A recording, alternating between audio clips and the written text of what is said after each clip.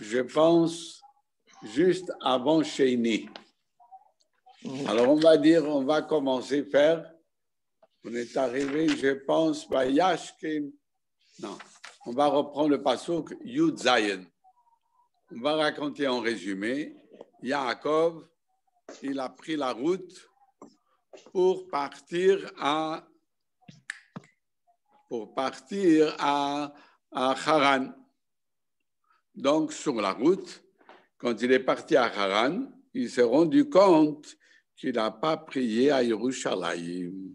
Alors, il est revenu et Dieu il a fait coucher le soleil 2 heures avant la nuit et Yaakov il est resté dormir. Il a dormi sur l'endroit d'Yerushalayim. Il a pris des pierres. D'où il a pris les pierres? Il a pris les pierres du Misbeach qu'Abraham Avinu a construit pour faire l'autel pour le sacrifice d'Yitzhak. De cet autel, il a pris des pierres, 12 pierres, et il les a mis autour de la tête pour dormir. Et quand il a dormi, c'est marqué que les pierres, ils se sont disputées. Chaque pierre voulait que Yaakov y met la tête dessus. Qu'est-ce qu'il a fait à Kadesh Baruch? Que tous les 12 pierres, ils sont devenus une seule pierre. Une seule pierre.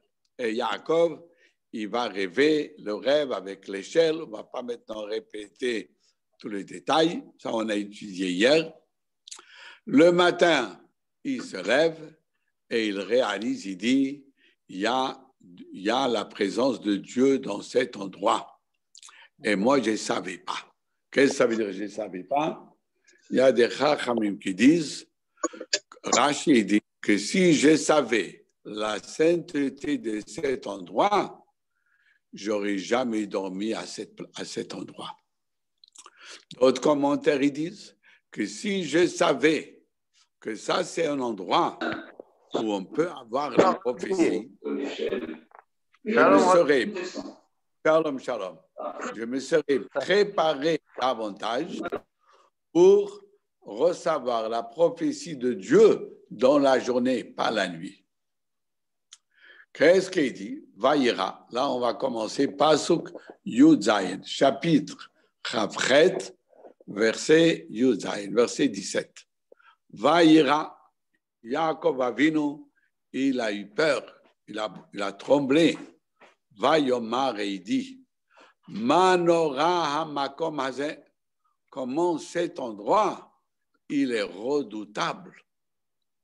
Parce que c'est l'endroit du Beit Hamikdash. Et Yaakov, dans la prophétie, quand il a rêvé, il a vu aussi le Beit Hamikdash. Et il a vu comment le Beit Hamikdash il sera détruit. Donc il a eu peur. Il a dit, c'est redoutable. Cet endroit, c'est l'endroit d'Akadesh Baruch. Et le commentaire nous dit qu'il disait que pour consoler la destruction du temple, c'est uniquement Akadesh Baruch qui pourra nous consoler. Vezeh Shar Hashamayim. Et cet endroit, l'endroit du Beit Hamikdash, c'est là quand on prie, ça monte direct au portail du ciel. La prière monte au ciel. Après, la Torah nous raconte, Vayashkim Yaakov Baboker. Yaakov, il s'est levé tôt le matin. Qu'est-ce qu'ils disent le commentaire? Que si on veut que nos prières montent direct dans le portail du ciel, il faut se lever tôt. Vayashkim Yaakov Baboker. Il faut se lever tôt le matin.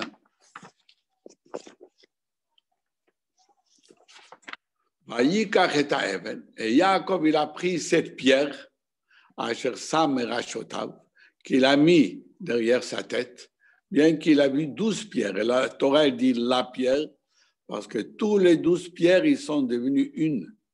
Et là, il a vu que Akash Baruch lui montre que tous ces 12 enfants, ils vont être comme un. Ils vont tous servir à Kadosh Baruch Hu. Il n'y aura pas un qui va s'égarer. Alors, il a pris cette pierre, Vayasem-ota matseva. Il a fait une estrade de cette pierre qu'on trouve que même Moshe Rabbeinu, dans la fin des Mishpatim, c'est marqué qu'avant Matan Torah, il a construit aussi 12 estrades pour les 12 tribus. Vayitzok shemen al rosha.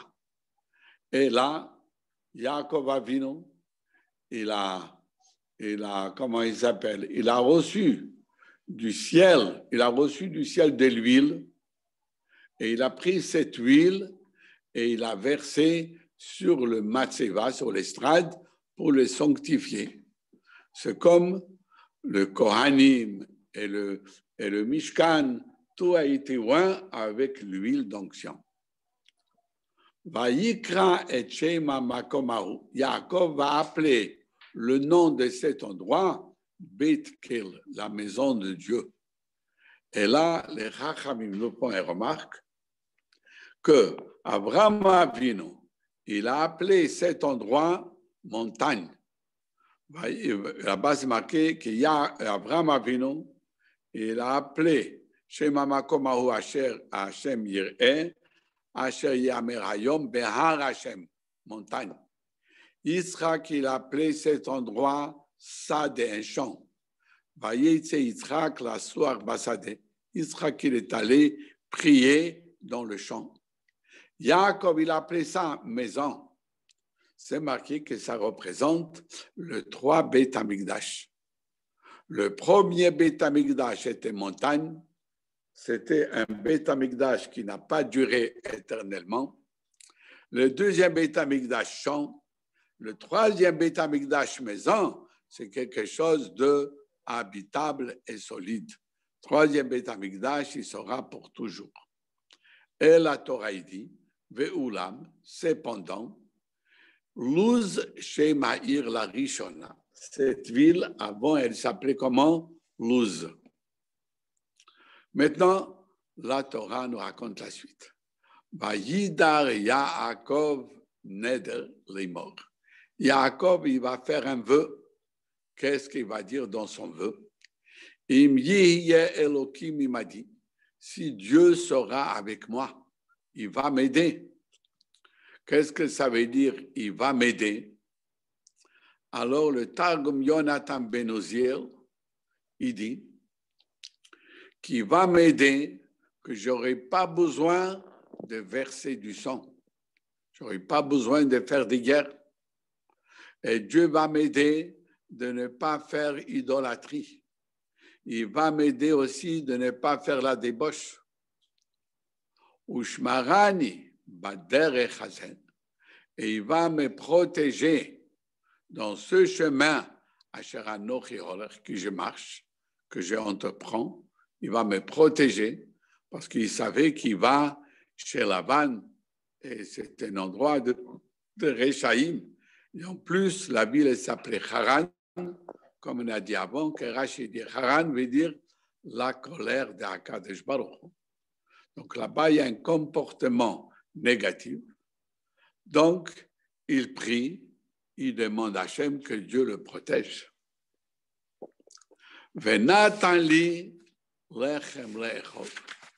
Yaakov, qu'est-ce qu'il demande? Il ne demande pas grand-chose.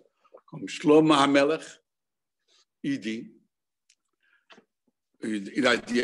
à Dieu, je te demande, ne me donne pas ni richesse et ni pauvreté. Pauvreté, bien sûr, c'est pas bon. Mais même richesse, des fois, quand il y a trop de richesse, ça nous fait détourner la tête. Alors, il demande à Hachem de le protéger et qu'il me donne lechem lechol, du pain à manger, au beged lilbosh et des habits pour s'habiller. Et ici, il y a plein de choses. Quand il a demandé le pain manger, ça veut dire qu'il a demandé que ses enfants puissent faire le korbanot. Et parmi les korbanot aussi dans Beit Hamikdash, il y avait l'echem apanim, le pain. Et les habits habillés, c'est les habits du Kohanim, etc. Donc, il demande toutes ces choses-là. Veshavti beshalom el beit abi. Maintenant, il demande encore une chose, que Dieu l'aide, qu'il puisse revenir en paix el beit abi, dans la maison de son père. Ça veut dire en Israël. Comme on a dit avant, on a dit hier, que le Or HaChaim HaKadosh explique que tous ces psukim qu'il y a comme il sort de Beersheba, tout ici est allusionné, comment la Neshama, elle descend sur terre, et Torah Mitzvot qu'elle a à faire ici, toutes les difficultés, il a l'aide d'Hachem, mais après il demande qu'il puisse revenir pur comme il était avant. Mais là, traduction simple, il va revenir en Israël. Et quand je reviens en Israël, là, Dieu, il est mon Dieu. Qu'est-ce que ça veut dire? Dieu, il est mon Dieu. Alors, le Midrash de Tosefta, il rapporte, c'est marqué, il y a dans un pasuk, dans Vayikra, c'est marqué, Dieu il dit, La tet lachem et eretz Knaan, je vous donne le pays de Knaan, liot lachem l'Elokim. Et en Israël, je suis votre Dieu. Qu'est-ce qu'il dit le Midrash? Que quand on est en Israël, là, on ressent la présence d'Akadosh Baruch. Mais quand on n'est pas en Israël, que Dieu en préserve, on ne ressent pas tellement la présence d'Hachem. Alors, il demande qu'il puisse revenir en Israël. Et là, Hachem, il va être l'île Elohim. Rashi traduit une autre explication, qui demande à Dieu deux choses. Qu'il puisse revenir en paix. Qu'est-ce que ça veut dire que Dieu y soit pour moi l'Elohim, pour moi et pour mes enfants? Ça veut dire que de ma descendance ne sort pas un enfant qui se détourne de HaKadosh Baruch. Il y a encore plein d'explications. Mais Hachem lit que Dieu puisse mettre son nom sur moi. Comme on dit, Elokei Abraham, Elokei Yitzhak, Velokei Yaakov. On puisse dire aussi le Dieu, mon Dieu, que Dieu repose son nom sur moi. Il y a encore plein d'explications qu'on ne va pas, on va juste dire encore une. Il y a Hachem et il y a Elohim. Hachem, ça représente la manifestation de Dieu qui est au-dessus de la nature. Et Elohim, sa valeur numérique, c'est Hateva, la nature. C'est HaKadosh Baruch qui se manifeste par la nature. Alors, il demande que même Hachem, qui est au-dessus de la nature, devient pour moi ma nature. Et pour moi, ce qui est au-dessus soit un niveau encore supérieur. Qu'est-ce qu'il dit? Que si Dieu va lui faire tout cela, bien que Dieu lui a promis, mais des fois le tzaddik, toujours il a peur, peut-être il va fauter et il va perdre les promesses d'Hachem. Alors il dit, si vraiment tout va arriver, alors à ce moment-là, cette pierre que je l'ai mis comme estrade et il l'a oint, il l'a sanctifié, ici sera la maison de Dieu, ici sera reconstruit le Beit Hamikdash. Et le Midrash dit que quand on a construit Beit Hamikdash, on a pris cette pierre et on a mis sur le rangé des pierres. Mais la pierre, elle ne se laissait pas, elle se faisait tomber parce que cette pierre, elle savait la vérité, que plus tard, le Beit Hamikdash, il sera détruit. Alors, quand on a voulu la mettre dans le mur, elle se faisait tomber. Et sur elle est marqué « Even Maaso Habbonim ». Les constructeurs ne voulaient plus utiliser cette pierre. jusqu'à Shlomo HaMelech. Il a juré. Il a dit, toi, Pierre, on va te mettre dans un endroit que même si le Beit HaMikdash il sera détruit, toi, tu vas rester toujours intact. Alors, il a mis cette pierre dans le Kotel HaMaravi, dans le mur de l'ouest, Kotel HaMaravi. Et cette pierre, elle est toujours là.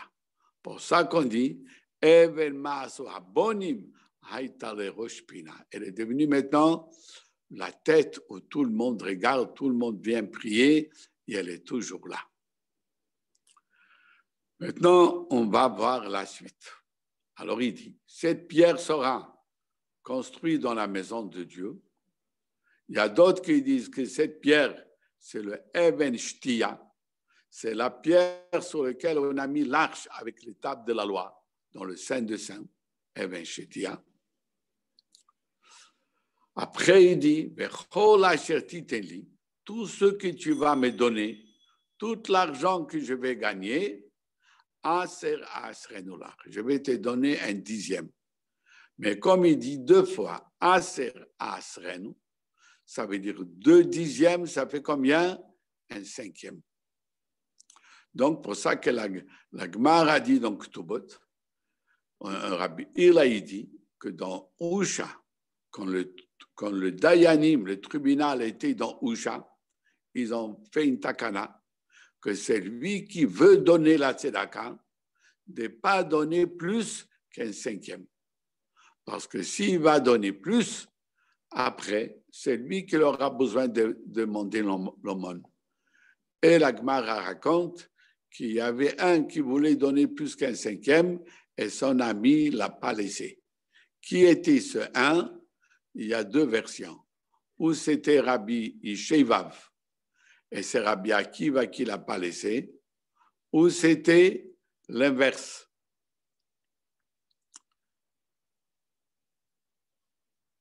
Oui.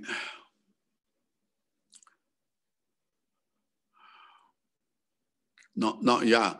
Oui. Rabbi Akiva ne l'a pas laissé. C'est ça, non, c'est uniquement ça. C'est Rabbi Shevav et Rabbi Akiva ne l'a pas laissé. Et ils ont appris de ce pasuk, Aser Asrenu. 10e et encore un dixième, pas encore un dixième de ce qui reste.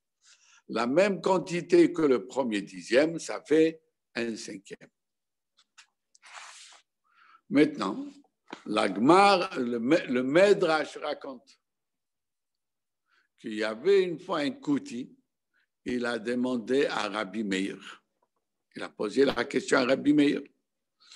Vous dites dans les prières, dans le prophète, c'est marqué, Titin Emet le Yaakov. Yaakov, c'est un homme de Emet.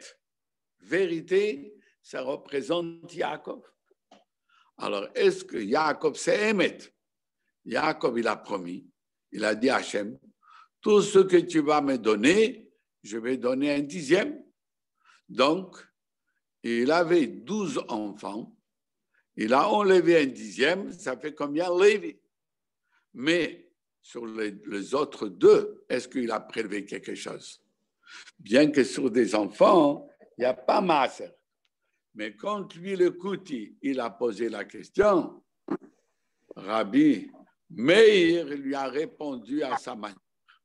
Qu'est-ce qu'il lui a dit? Il lui a dit, c'est pas seulement... C'est un cours du Rabbi. Quoi? C'est un cours. Bien, oui, qu'est-ce qu'on fait? On étudie. Oui. Alors il dit que Yaakov, il n'avait pas 12 enfants, il avait 14 enfants. Parce que Yaakov, il a dit à Yosef qu'Ephraïm et Ménache, ils sont mes enfants comme Réhouven et Shimon. Ephraïm et Ménache, qui Réhouven et Shimon Yoli. Donc le Kouti lui dit, tu as rajouté de l'eau, alors moi je vais rajouter de la farine. Toi, tu m'as dit qu'il avait 14 enfants. Il a prélevé Maaser sur 10, il a donné Lévi à Kadosh Baruch Hu. Mais maintenant, tu as rajouté, il a encore 4 enfants. sur les 4, il n'a rien prélevé. Et il lui a dit combien de femmes il avait Yaakov. Il avait 4 femmes. Donc, de chaque femme, il y a Peterechem. Kadesh likol bechor, Peterechem.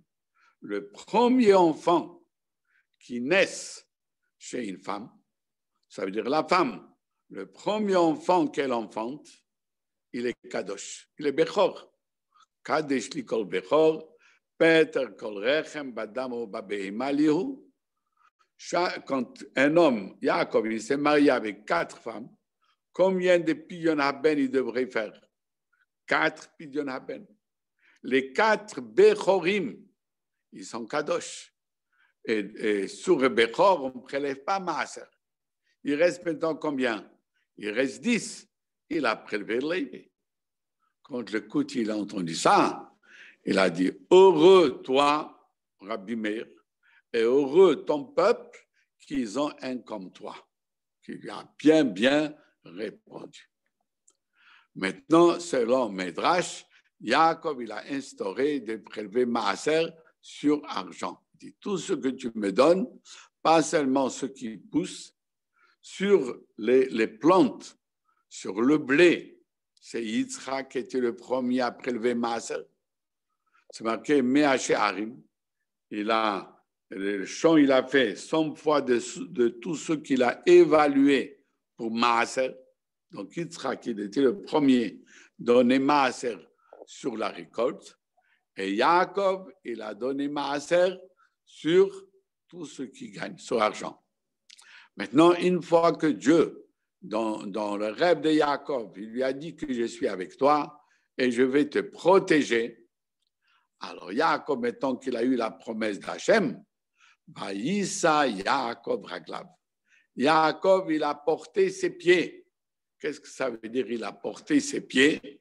Normalement, c'est les pieds qui portent la personne.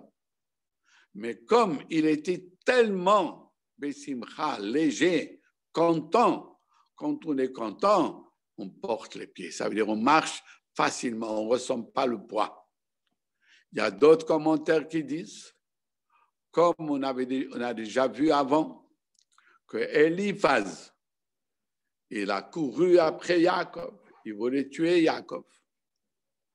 Mais comme Eliphaz a été élevé chez Yitzhak Avinu, donc il a dit, il est venu chez Yaakov, il a dit, je ne sais pas quoi faire. Mon père m'a dit de te tuer, donc je dois respecter mon père. Mais j'étais élevé par mon grand-père Yitzhak, et lui, il m'a dit qu'on n'a pas le droit de tuer. Yaakov lui a dit, écoute, j'ai de l'argent que mes parents ils m'ont donné, je te donne tout, je reste pauvre. Un pauvre est considéré comme un mort. C'est considéré que tu m'as tué. Donc, il n'avait rien à porter. On dit il a porté ses pieds. Il n'y avait plus rien, il n'avait rien avec lui. Il est venu tout seul. Vayelech, et il est parti, Arza Benekedem, dans le pays, au rapport à Israël, c'est à l'est. Il est arrivé à l'est. Le même jour qu'il est parti, le même jour il est arrivé. Vayar, et là-bas il voit, Vehinei be'er basade. Il voit, il y a un puits dans le champ. Et là, on voit la différence. Les Réchaïm, quand ils regardent, c'est négatif. Vaïssa Bil'am etena vayar. Bil'am, il a vu. Et ça va vu. Mais pour les tzadikim, leur regard amène bénédiction. Alors, c'est Yaakov, comme c'est marqué, Yiru tzadikim ve'ismach. Les tzadikim, ils voient, ils se réjouissent. Alors, Yaakov, il a vu un puits dans le champ. Et là-bas, autour du puits, il y avait Shlosha Edritzon, 3 troupeaux de petits bétails avec les bergers. Ils sont reposés par terre autour de ce puits. Autour du puits, il y a 3 troupeaux avec les bétails et les bergers, ils sont allongés. Pourquoi ils étaient autour de ce puits? Qui mina be'er hayi yashko ha'adarim. Parce que mina be'er hayi, de ce puits-là, yashko, les bergers, ils donnent à boire ha'adarim, les troupeaux. Mais pourquoi ils n'ont pas pris l'eau? Parce que sur ce puits, il y avait un très, très grand rocher. Pourquoi il y avait un très grand rocher? Parce que dans ce puits, il y avait très peu d'eau. Dans la ville, il n'y avait presque rien. Et il y avait ce puits, un seul puits, et il n'y avait pas beaucoup d'eau. Alors, ils ont eu peur, les bergers, qu'un, il va venir et il va puiser tout l'eau et il ne va pas rester pour les autres. Alors, ils ont mis sur ce puits une très grosse pierre. Et pour enlever cette pierre, seul, on ne pouvait pas l'enlever. Il fallait, alors on va voir la suite du verset, après on va donner plus de détails. Venes Fushama, il fallait qu'ils se réunissent là-bas. Kol Hadarim, tous les bergers avec les troupeaux, tous les bergers devraient se réunir.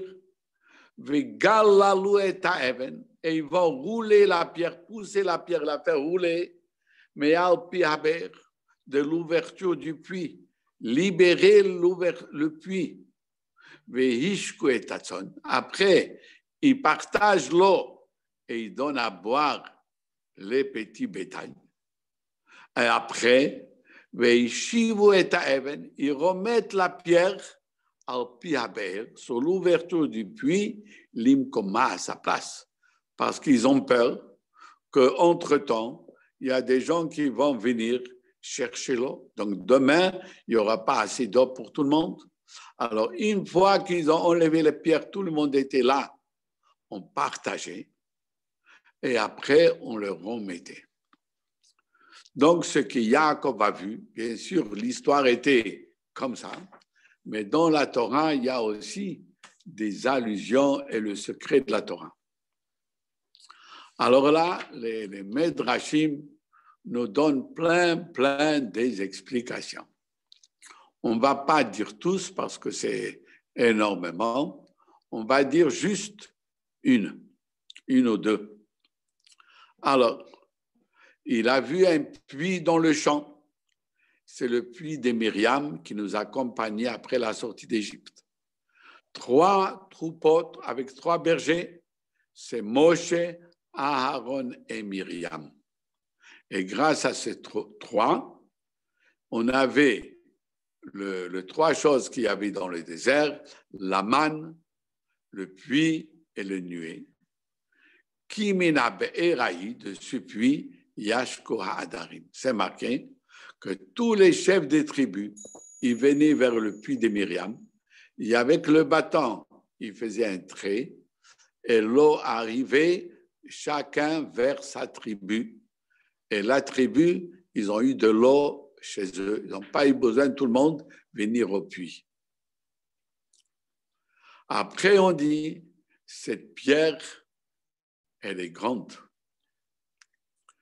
Quand on voyage, le puits, il s'arrêtait, il était couvert. Après, quand on arrive pour camper, là, on enlève encore une fois la pierre et chaque chef de tribu il tire l'eau vers sa tribu. Ça, c'est une explication. Il y a une autre explication, ça représente Beth Hamikdash, etc. Nous, on va dire maintenant encore une qui nous concerne à nous. Le Midrash dit, il a vu un puits dans le champ, c'est Beit HaKnesset, la synagogue. La synagogue, ça c'est le puits pour un juif. Il y a 3 troupeaux, c'est les 3 montées au Sefer Torah qui montent Shabbat après-midi, lundi et jeudi. De ce puits, on puise. De cette Torah, on entend, on prend tout. de cette Torah. La grosse pierre, c'est Yetzer Hara. Et là, on doit se réunir. C'est qui se réunissent? Minyan, quand il y a Minyan. Là, on enlève la pierre. On enlève le Yetzer Hara, on le repousse. Et on écoute Sefer Torah. Et quand on sort de la synagogue, le Yetzer Hara, il revient. Donc, il faut tous les jours, il ne faut pas dire aujourd'hui, je suis allé à la synagogue, donc j'ai enlevé la pierre et c'est tout. Non. Tous les jours, le Yetzer Hara, il revient. Donc, tous les jours, il faut aller au puits, à la synagogue, avec Minyan, etc., etc. Et il y a encore des commentaires extraordinaires dessus. Alors, Yaakov, il arrive et il voit un puits, comme on a vu déjà avant, que Yitzhak, où Eliezer a trouvé la femme pour Yitzhak, à côté du puits. Et là, Yaakov, il va trouver aussi à côté du puits. Et plus tard, on va voir que même Moshe Rabbeinu, il va trouver aussi sa femme, Tzipora, à côté d'un puits. Vayomer, alors Yaakov, quand il voit les 3 troupeaux autour des puits couchés, Vayomer lahem Yaakov. Yaakov, il leur dit, Achai, mes frères, mais Aïnatem, d'où vous êtes? Et là, le maître Rachidi, on apprend qu'il faut toujours être agréable. Quand on arrive dans un nouvel endroit ou qu'on voit de nouvelles personnes, il faut être agréable. Et Yaakov les appelle comment? Mes frères. Pour montrer, je vous aime comme des frères. D'où vous êtes? Vayomru, ils ont répondu, mais Haran Anarno. Nous sommes de la ville Haran. Haran, où se trouvait Lavan, etc. Vayomer lahem, Yaakov, il leur demande, Haïdatem et Lavan ben Nahor. Est-ce que vous connaissez Lavan? Ils n'ont pas dit le fils de Bethuel, parce que Bethuel, on a déjà étudié avant, c'était un rachat. Bethuel, il avait l'habitude que chaque jeune fille, avant de connaître son mari, c'est lui d'abord qui couchait avec elle. Donc, c'était un rachat. Ils ont dit, est-ce que vous connaissez Lavan, fils de Nahor, ça veut dire petit-fils de Nahor. Un petit-fils est considéré comme un fils. Vayomru, ils ont répondu, oui, Yadano, on le connaît, on le connaît. Vayomer lahem, Yaakov, il leur demande, Hashalom lo, est-ce que tout est bien pour lui? Ça veut dire, est-ce que Shalom pour lui? Est-ce que vous êtes en paix avec lui? Alors, ils ont répondu un mot. Vayom, ils ont dit Shalom, ça va. Ils n'ont pas voulu parler trop. Ils ont dit, si tu veux savoir plus, Vehine Rachel Bito, voilà, il y a Rachel, sa fille, Ba'a Matzon, elle a l'habitude de venir avec les bétails. Alors, à elle, tu vas lui demander. Premièrement, si tu veux savoir plus, il y a sa fille qui vient, elle va te raconter. Et le maître Shrab dit encore plus, comme c'est une femme, et les femmes, ils parlent beaucoup. Alors, si tu veux avoir plus de détails, elle, Rivka, qui est une femme, elle va te raconter. Vayomer, Yaakov, il leur pose une question. Bien que ce n'est pas ses affaires, mais Yaakov, c'est un homme de vérité. Il n'aime pas des choses qui ne sont pas correctes. Alors, Yaakov, il leur demande, il leur dit, Hin, voilà, Od Hayom Gadol. Il fait encore jour, c'est encore plein jour. L'Oed, ce n'est pas le moment, et assez famille. On ramène les bétails au retour à la maison. Alors, pourquoi vous êtes couché? On dirait que vous avez fini le travail. Le jour, il est encore grand. Hashkuatzon, donnez à boire au bétail. Je vois que les bétails, ils cherchent à boire. Allez-y, leur faire paître, leur donner à manger. Pourquoi il leur demande? Il leur dit, voilà, si c'est à vous, le jour, il est encore grand. Si vous êtes des employés, on n'a pas le droit de se reposer, il faut travailler. Vayomru, ils ont répondu, Lo nuchal. Bien sûr, on aurait voulu déjà commencer à donner à boire, mais on ne peut pas, comme on a dit avant. Il y a une grosse pierre sur le puits, donc on ne peut pas donner à boire au bétail. On doit attendre jusqu'à jusqu'à que tous les troupeaux arrivent avec les bergers. Tous les bergers arrivent. Et ils vont tous ensemble.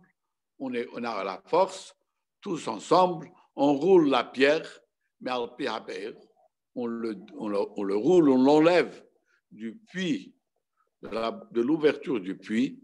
Et là, nous pouvons donner à boire au bétail. Donc, Jacob, il était en train de parler avec eux. Il était en train encore de parler avec eux. Et soudain, il voit, Rachel, Ba'a imatzon. Ba'a, il faut appuyer sur le bête. La première fois, c'était Ba'a, elle arrive. C'est-à-dire, il raconte ce qui arrive en disant Rachel, elle a l'habitude de venir. Donc, vous allez demander à Rachel. Maintenant, Rachel arrive. Ici, Ba'a sur le béton appui, c'est-à-dire elle arrive. Imatzon avec les petits bétails, Asher Lavia, qui appartenait à son père, qui roaillit parce qu'elle était bergère. Qu'est-ce qu'il dit le Targum Yonatan Ben Uzir?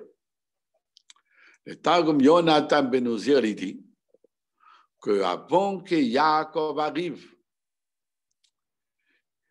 il y avait une épidémie dans les bétails de Lavan et ils sont morts.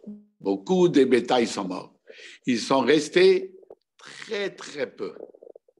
Comme il restait très peu de bétail, alors Lavan, il a renvoyé ses employés, ses bergers, et comme il ne restait pas beaucoup, il a donné à qui? À sa fille. À sa fille. Que sa fille Rachel, c'est elle qui est devenue bergère, s'occuper avec les bétails. Pourquoi Kadosh Baruch Hu a fait ça? Pour montrer après à Laban que si ces bétails se multiplient, c'est grâce à quoi? Avec l'arrivée de Yaakov. Alors, on va voir maintenant la suite. Vaïhi, il s'est fui. Pourquoi d'abord il a envoyé Rachel et pas Léa? Parce que Léa était déjà grande, il dit le Midrash. Comme elle était grande, il fallait déjà la marier et pas l'envoyer avec les bétails. Vaïhi, il s'est fui. Kachera Yaakov et Rachel. Quand Yaakov il a vu Rachel, Bat Lavan, qui était la fille de Lavan. Qui est Lavan? Achimo. Lavan, c'est le frère à sa mère. Donc, il a vu une proche de sa famille. Son Lavan Achimo. Elle est venue avec le bétail de Lavan, qui est le frère de sa mère. Donc, tout ça, c'est de sa famille. Elle est de sa famille. Et les bétails qui s'en occupent est de sa famille. Vayigash Yaakov. Yaakov, il se rapproche. Vayagel et Taeven. Il a roulé la pierre seul. Et le Targum Yonatan Ben Uziel, il dit, il a roulé la pierre avec une seule main pour dire qu'il était très, très fort. Et Rashi, il dit, il a enlevé la pierre comme on enlève un bouchon d'une bouteille. Vayashk. Et il a donné à boire et son Lavan Achimo, le bétail de Lavan. Et le Midrash nous dit que là, on voit la différence entre Yaakov Avinu et Moshe Rabbeinu. Yaakov Avinu, dès qu'il a enlevé la pierre, l'eau est montée vers là-haut. Et l'eau a débordé le puits. Ce n'était pas la peine d'épuiser. Pour Moshe Rabbeinu, c'est marqué Dalo lanu.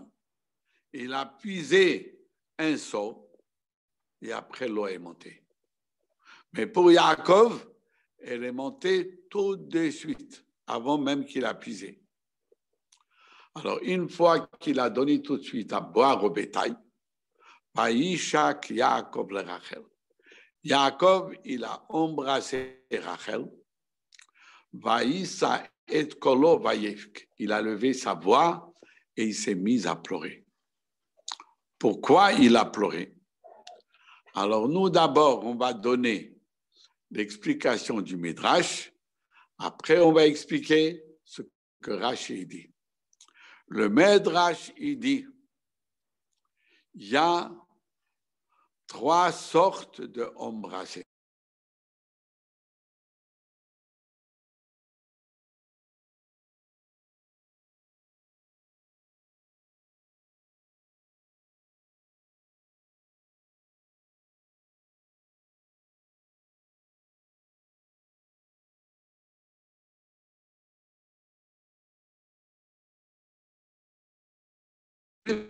On se rencontre, on s'embrasse.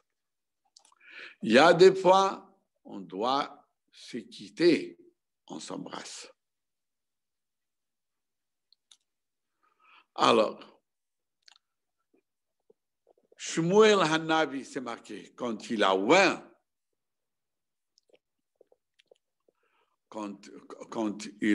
comment il s'appelle, David Hamelech, c'est marqué, il a embrassé. Il a versé de l'huile et il a embrassé. Parce qu'il est devenu grand, il a oint roi. C'est marqué que Aaron, il a rencontré Moshe Rabbeinu. Quand Moshe Rabbeinu est revenu en Égypte, il a embrassé. Parce que ça fait longtemps qu'il n'a pas vu. C'est marqué avec Naomi. Quand elle est partie de Moab, alors elle est partie avec Ruth et Orpa, la deuxième belle-fille, c'est marqué, elle a embrassé pour dire au revoir. Et Rabbi Tanchuma, il dit, il y a aussi embrassé proche des familles, comme Yaakov, il a embrassé Rachel. Pourquoi il a pleuré? Alors, c'est marqué dans Mishnat Rabbi Eliezer, que quand il a embrassé Rachel, il a entendu que les bergers, ils parlaient entre eux à voix basse. Ils ont dit, oh, celui-là, il vient de l'extérieur et il veut nous enseigner la débauche.